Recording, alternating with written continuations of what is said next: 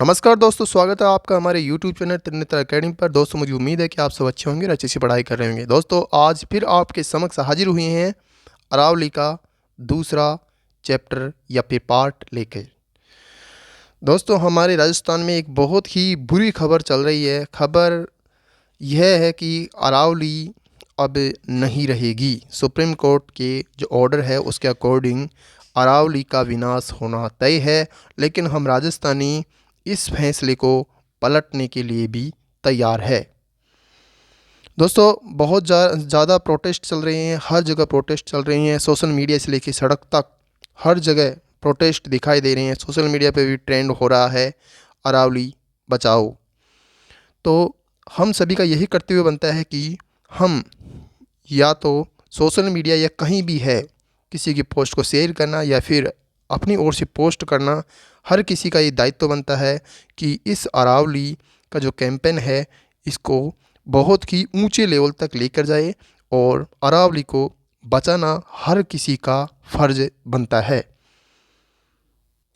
आज हम जानेंगे कि ये अरावली प्रोटेस्ट क्यों हो रहा है और सुप्रीम कोर्ट का जो फैसला है वो क्या है, और अरावली से संबंधित चोटियाँ और उसकी विस्तार से व्याख्या भी करेंगे। तो चलो शुरू करते हैं। अरावली पर 99 मीटर तक खनन को छूट, पर्यावरण संगठनों का विरोध तेज। 100 मीटर से कम पहाड़ियां अब जंगल से बाहर। ग्रेट ग्रीन वॉल अरावली नहीं रही तो क्या रेगिस्तान बन जाएगी दिल्ली? क्या है पूरा विवाद? Hills under 100 metre no longer part of Aravalli, great green wall ended will Delhi turned. Rajasthan में 100 मीटर से अधिक ऊंचाई या कम ऊंचाई वाली पहाड़ियां देखें तो 100 मीटर से अधिक ऊंचाई वाली पहाड़ियां, रिपोर्ट के अनुसार राजस्थान में कुल लगभग 1,60,000 पहाड़ियां या टीलियां सूचीबद्ध है। इनमें से केवल 1,048 पहाड़ियां ही 100 मीटर या उससे अधिक ऊंचाई वाली है। इसका मतलब है कि लगभग 0.65% ही 100 मीटर से ऊपर है। तो देख लो कितना बड़ा महाविनाश होने वाला या होने जा रहा है सुप्रीम कोर्ट के ऑर्डर के अकॉर्डिंग, क्योंकि सुप्रीम कोर्ट ये नहीं जानता है कि इसका मतलब कि ज़मीन पे क्या प्रभाव पड़ेगा। बस सुप्रीम कोर्ट ने तो ऑर्डर निकाल दिया और ऑर्डर का देखो कितना बड़ा दुष्प्रभाव पड़ने वाला है कि राजस्थान में सिर्फ 0.65% ही पहाड़ियाँ ऐसी है जिनकी ऊंचाई, पहाड़ियाँ या फिर टीलियाँ, यहाँ टीलियाँ भी इसमें शामिल है। तो पहाड़ियाँ या टीलियाँ 0.65% ही इतनी है जो 100 मीटर से अधिक ऊंचाई वाली है। और अगर बात करें तो 35% पहाड़ियाँ या फिर टीलियाँ, मतलब टीलियाँ भी इसके अंदर शामिल है, जो ऐसी है जो कि 100 मीटर से कम ऊंचाई वाली है। अगर हम केवल पहाड़ों की बात करें तो लगभग 91% ऐसे पहाड़ है जिनकी ऊंचाई 100 मीटर से कम है और लगभग 8.35 लगभग इतने पहाड़ है जो कि उनकी ऊंचाई 100 मीटर से ज़्यादा है। तो अगर हम सुप्रीम कोर्ट के ऑर्डर के अकॉर्डिंग 100 मीटर से नीचे की पहाड़ियों को ऐसे ही जाने दें तो एक बहुत ही बड़ा क्लाइमेट चेंज होगा, जिससे राजस्थान में आने वाली बहुत ही भयानक एवं डरावनी आपदा हो सकती है। 100 मीटर से कम ऊंचाई वाली पहाड़ियां शेष लगभग 99.35 पहाड़ियां की ऊंचाई 100 मीटर से कम है। ये छोटी छोटी टीलियां और ढलानी हैं जो पारिस्थितिकी में बहुत महत्वपूर्ण भूमिका निभाती है। प्रतिशत की बात करें तो 100 मीटर से ऊंचाई वाली पहाड़ियां 1,048 पहाड़ियां हैं जो कि 0.65% है, और 100 मीटर से कम ऊंचाई वाली पहाड़ियां टीलियों की बात करें 1,58,952 है जो कि 99.35% है। क्या नया नियम है? सुप्रीम कोर्ट की परिभाषा, क्या निर्णय लिया गया है? इसके बारे में जानेंगे कि सुप्रीम कोर्ट का जो नया नियम क्या है और इसका निर्णय क्या लिया गया है। सुप्रीम कोर्ट ने 20 नवंबर 2025 को केंद्र सरकार की परिभाषा को स्वीकार किया कि मात्र 100 मीटर या उससे अधिक ऊंचाई वाली भूमि ही अरावली पहाड़ी या श्रेणी मानी जाएगी। इसी आधार पर किसी ढलान या भू आकृति को अरावली माना जाएगा जिसका स्थानीय स्तर से ऊंचाई 100 मीटर में हो या 2 से अधिक ऐसी टीलियां 500 मीटर के भीतर हो, तभी वे एक श्रेणी बनाते हैं। फैसले का सीधा प्रभाव क्या है? दुर्भाग्य से इस नियम के अनुसार लगभग 90% से ऊपर अरावली क्षेत्र अब कानूनी तौर पर अरावली नहीं माना जाएगा क्योंकि उसकी ऊंचाई 100 मीटर से कम है। यदि कोई भू आकृति पर अब अरावली की पहचान नहीं है तो वह वन संरक्षण अधिनियम, फॉरेस्ट कंजर्वेशन एक्ट आदि सुरक्षा में नहीं आती है और उसके ऊपर खनन निर्माण में छूट मिल सकती है। यह नया नियम केवल ऊंचाई को केंद्र में लेकर आया गया है, जबकि पारंपरिक भूवैज्ञानिक और पारिस्थितिकी दृष्टिकोण से अरावली की पहचान समग्र भू रचना और ऐतिहासिक आयु पर आधारित रहती है। विवाद का कारण और विरोध। पर्यावरण और विशेषज्ञों की चिंता। पर्यावरण विशेषज्ञों, सामाजिक कार्यकर्ताओं और वैज्ञानिकों का कहना है कि 100 मीटर से कम ऊंचाई वाली ढलान टीलियां भी इकोलॉजिकल फंक्शंस निभाती है। ये रेगिस्तान की बढ़त को रोकती है, धूल हवा को नियंत्रित करती है, भूजल रिचार्ज करती है, जैव विविधता को सुरक्षित रखती है। यदि ये ढलान टीलियां कानून सुरक्षा से बाहर हो जाए तो खनन निर्माण, अवैध कब्जा और वनस्पति की कटाई का खतरा बढ़ जाएगा। इससे जल स्तर गिर सकता है, भूमि का क्षरण बढ़ सकता है और पर्यावरण असंतुलन गहरा सकता है। विरोध और प्रदर्शन। सेव अरावली, जो कि इस टाइम पे ट्रेंड हो रहा है ट्विटर पर, #सेव अरावली अभियान सोशल मीडिया पर ट्रेंड कर रहा है और वहां से यह आंदोलन सड़कों तक पहुंच गया है। राजस्थान और हरियाणा में नागरिक, वकील, पर्यावरण संगठन और राजनीतिक दल सुप्रीम कोर्ट के फैसले का विरोध कर रहे हैं। मुख्य मांगे। सुप्रीम कोर्ट के 100 मीटर नियम को वापस लिया जाए, अरावली को फिर से इकोलॉजिकली क्रिटिकल एरिया घोषित किया जाए, खनन और निर्माण गतिविधियों पर रोक कड़ी की जाए और वैज्ञानिक परिस्थितिकी आधार पर सुरक्षा नीति बनाई जाए। यह है मुख्य मांगे। सरकार और सुप्रीम कोर्ट की स्थिति। सुप्रीम कोर्ट का रुख। कोर्ट ने परिभाषा को स्वीकार किया लेकिन कुछ शर्तें भी दी है। शर्तें कौन कौन सी दी है? नए खनन लीज अभी जारी नहीं होंगे, एक मैनेजमेंट प्लान तैयार कर सुरक्षित खनन, पर्यावरण संरक्षण आदि के लिए विस्तृत नीति बनेगी। कोर्ट ने इस बदलाव से पहले की स्थिति रखी कि कोई भी नया खनन अनुमति तत्काल नहीं मिले जब तक नया नीतिगत ढांचा नहीं तैयार होता है। केंद्र सरकार रुख। केंद्र सरकार ने यह परिभाषा प्रस्तावित की थी कि केवल 100 मीटर ऊंचाई वाली भू आकृतियां ही अरावली की श्रेणी बने। इसका दावा यह है कि इससे सुरक्षा और संसाधन प्रबंधन साइंटिफिक तरीके से होगा, लेकिन आलोचक इसे पर्यावरण की रक्षा में कमी मानते हैं। समग्र प्रभाव। एक्सपर्ट की चेतावनी। इस निर्णय से लगभग 90% अरावली क्षेत्र सुरक्षा से बाहर है। खनन निर्माण में वृद्धि, भूजल संकट बढ़ना, रेगिस्तान का आगे बढ़ना, दिल्ली एनसीआर क्षेत्र में धूल प्रदूषण, जंगलों और जैव विविधता पर नुकसान जैसी समस्याएं उत्पन्न हो सकती है। राजस्थान की पहाड़ियों का वितरण 100 मीटर वाला 0.65% क्षेत्र है जिनकी ऊंचाई 100 मीटर से ज़्यादा है। 100 मीटर से कम ऊंचाई वाली पहाड़ियाँ टीलियाँ 99.35% क्षेत्र है। सुप्रीम कोर्ट की नई परिभाषा। केवल 100 मीटर भूआकृतियाँ ही अरावली मानी जाएगी। विरोध और आंदोलन क्या है? जैसे आंदोलन देश भर में चर्चा में है। The logical Indian. पर्यावरण जोखिम। छोटे हिल्स भी महत्वपूर्ण है, उनकी सुरक्षा जरूरी है। राजस्थान की भू आकृति में अरावली पर्वतमाला का स्थान केवल एक पर्वत श्रृंखला के रूप में नहीं बल्कि राज्य की जीवन रेखा के रूप में है। यह विश्व की सबसे प्राचीन वलित पर्वतमालाओं में से एक है जो प्री कैम्ब्रियन युग लगभग 650 मिलियन वर्ष पूर्व से अस्तित्व में है। दोस्तों, ये तो जाना हमने कि इस टाइम पे अरावली को लेकर कौन कौन से प्रोटेस्ट चल रहे हैं और सुप्रीम कोर्ट का ऑर्डर क्या है और सरकार की मंशा क्या है। सरकार ने अरावली के पहाड़ किसे माना है सुप्रीम कोर्ट के ऑर्डर के अकॉर्डिंग। अरावली के पहाड़ में कौन कौन से पहाड़ आते हैं, जिनकी ऊंचाई कितनी होती है, उन सभी का हमने विस्तार से विश्लेषण किया। अब हम जानेंगे अरावली की विशेषताएं, अरावली की ऊंचाई, अरावली के भाग एवं अरावली से संबंधित प्रमुख चोटियां। अरावली पर्वतमाला, इसके विस्तार, ऊंचाई के प्रतिशत और भौगोलिक महत्व का विस्तृत विवरण दिया गया है। अरावली पर्वतमाला एक परिचय। अरावली का शाब्दिक अर्थ है पहाड़ों की पंक्ति। यह श्रृंखला उत्तर पूर्व से दक्षिण पश्चिम की दिशा में फैली हुई है। इसकी कुल लंबाई की बात करें तो गुजरात के पालनपुर से लेकर दिल्ली की रायसीना पहाड़ियों तक है। राष्ट्रपति भवन तक ये जाती है। इसकी लंबाई लगभग 700 किलोमीटर मतलब कि 692 किलोमीटर है। राजस्थान के संदर्भ में बात करें तो इसकी लंबाई राजस्थान में 550 किलोमीटर है, जो कि कुल श्रृंखला का 80% हिस्सा रखता है। विस्तार, यह राजस्थान को दो असमान भागों में विभाजित करती है, उत्तरी पश्चिमी मरुस्थल और दक्षिणी पूर्वी पठारी मैदानी भाग।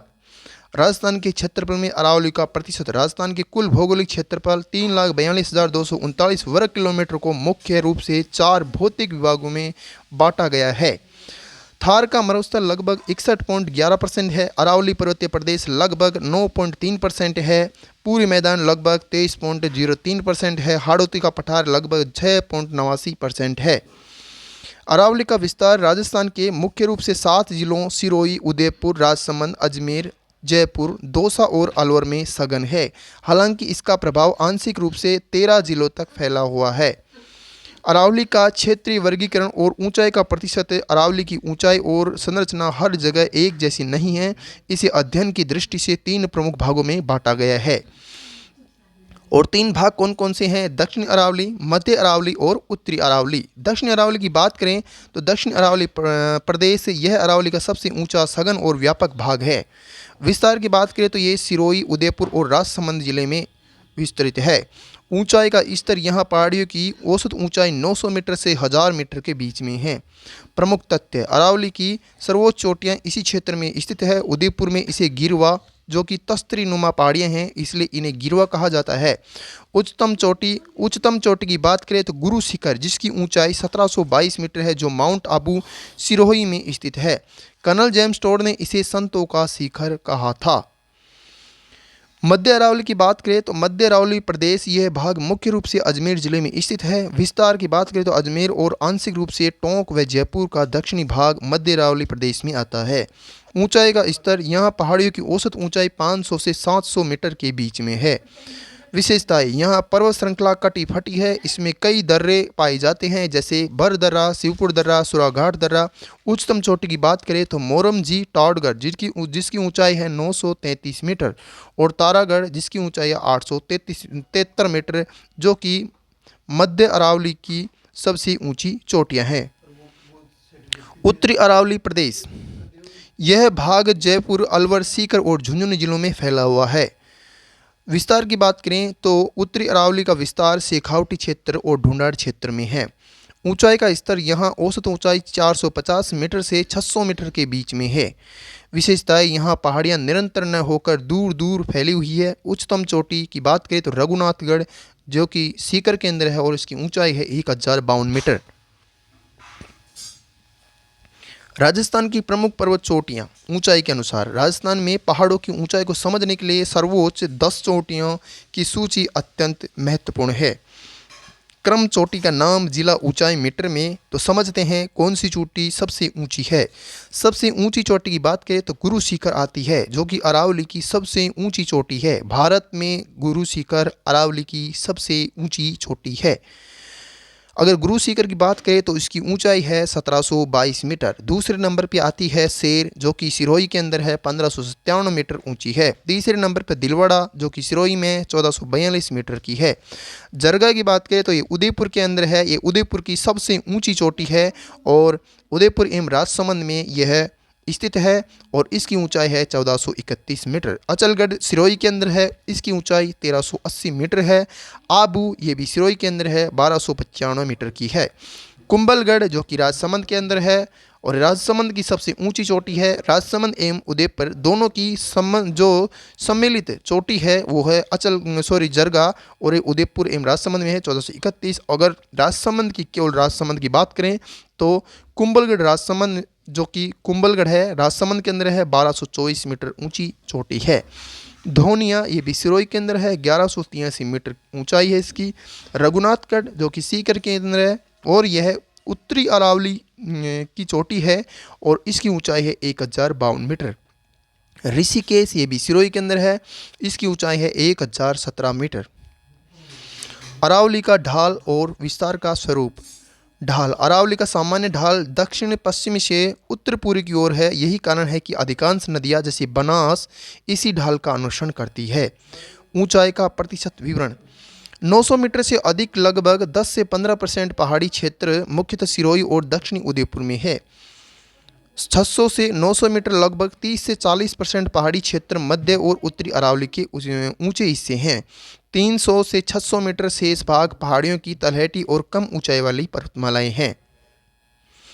अरावली का आर्थिक और पर्यावरणीय महत्व। अरावली को राजस्थान का योजना प्रदेश कहा जाता है क्योंकि यह संसाधनों से भरपूर है। खनिज संपदा। अरावली धात्विक खनिजों का भंडार है। यहाँ तांबा जो कि खेतड़ी में पाया जाता है, सीसा जस्ता ये जावर में है और लोहा और कीमती पत्थर संगमरमर ग्रेनाइट प्रचुर मात्रा में मिलते हैं। मरुस्थल का प्रसार रोकना। अरावली एक प्राकृतिक दीवार की तरह कार्य करती है जो थार मरुस्थल की रेतीली आंधियों को पूर्वी राजस्थान की उपजाऊ भूमि की ओर बढ़ने से रोकती है। वर्षा का कारक। हालांकि अरावली मानसूनी हवाओं अरब सागर की शाखा के समानांतर है जिसके कारण राजस्थान में वर्षा कम होती है, फिर भी यह बंगाल की खाड़ी से आने वाली मानसून को रोककर पूरी राजस्थान में वर्षा कराने में सहायक है।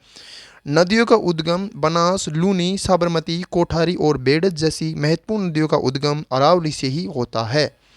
वन्यजीव और वनस्पति। यह क्षेत्र जैव विविधता से संपन्न है। कुंभलगढ़, सरिस्का और माउंट आबू जैसे अभयारण्य अरावली की गोद में ही हैं। वर्तमान चुनौतियाँ क्या क्या है अरावली से संबंधित। आज अरावली अत्यधिक अवैध खनन, इलीगल माइनिंग और शहरीकरण के कारण खतरे में है। पहाड़ियों की ऊंचाई कम होती जा रही है जिससे पारिस्थितिकी संतुलन बिगड़ रहा है। सुप्रीम कोर्ट ने भी कई बार अरावली के गायब होते पहाड़ों पर चिंता की है, लेकिन सुप्रीम कोर्ट ने अभी हाल ही में एक स्टेटमेंट दी है जिसके अकॉर्डिंग अरावली उसी को माना जाएगा जिसकी ऊंचाई 100 मीटर से ज़्यादा है। अगर जिसकी ऊंचाई 99 मीटर भी रही तो वह अरावली का हिस्सा नहीं है सुप्रीम कोर्ट के अकॉर्डिंग, और उसी का बहुत ही जोरदार इस टाइम पर प्रोटेस्ट एवं आंदोलन चल रहे हैं। निष्कर्ष की बात करें अरावली की तो राजस्थान में अरावली केवल 9.3% क्षेत्र पर फैली है, लेकिन इसका प्रभाव 100% राज्य पर है और इसकी अधिकतम ऊंचाई 1722 मीटर है और न्यूनतम विस्तार अजमेर में है। यह राज्य की जलवायु, अर्थव्यवस्था और संस्कृति का आधार स्तंभ है।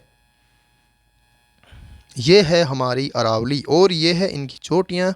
इसमें अनेक चोटियाँ हैं जो कि लगभग 91% है जो कि 100 मीटर से भी कम ऊंचाई वाली है और लगभग 8.35% ही ऐसी चोटियाँ हैं 6-5 ऐसी चोटियाँ हैं जिनकी ऊंचाई लगभग 100 मीटर से ज़्यादा है।